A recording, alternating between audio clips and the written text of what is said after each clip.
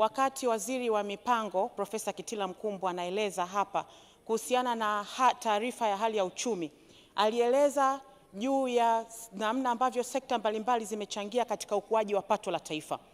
Mojawapo ya sekta ambayo kwa kweli imekuwa katika tatu bora katika kuchangia ukuaji wa pato la taifa, ukiangalia kwa tathmini kuanzia 2015 mpaka 2024-25, basi ni pamoja na sekta ya nishati. Sekta hii ilitoka 5.8% mwaka 2015 na sasa hivi tunazungumzia 14.4%.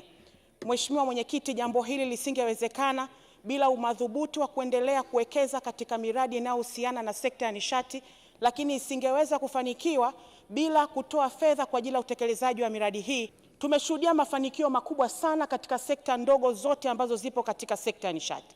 Mheshimiwa Mwenyekiti, Wizara ya Nishati ama sekta ya nishati ina sekta takriban 4, na mojawapo ni sekta ya mafuta pamoja na gesi asilia.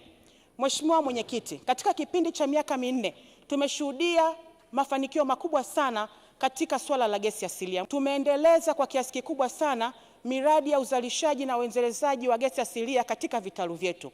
Katika kitalu chetu cha Mnazi Bay tumeweza kuzalisha takriban futi za ujazo bilioni 25.51 kwa kipindi cha miaka 4, lakini tumefanya hivyo hivyo katika kitalu chetu cha Songosongo, lakini vile vile kwa mwaka jana tumesaini mikataba katika kitalu chetu cha Ruvuma Ntoria, na sasa hivi tupo katika hatua za awali katika kuzalisha na kuendeleza.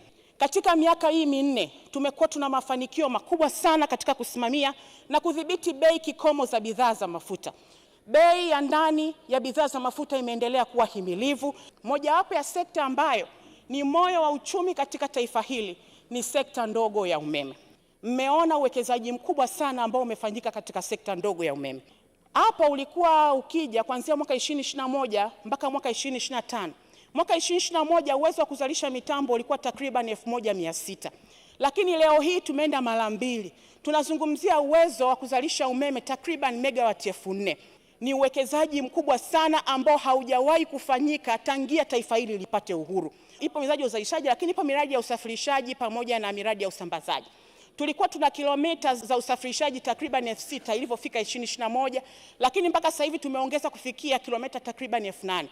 Lakini usambazaji tulikuwa tupo katika kilomita takriban 144, lakini leo tunazungumzia kilomita takriban 200,000. Tumeongeza matumizi takriban megawati 700 kutokea 2021 mpaka 2025. Hiyo ni alert kwamba inatupasa kuendelea kuwekeza zaidi katika miradi ya umeme, na ndicho ambacho serikali ya awamu ya 6 inafanya.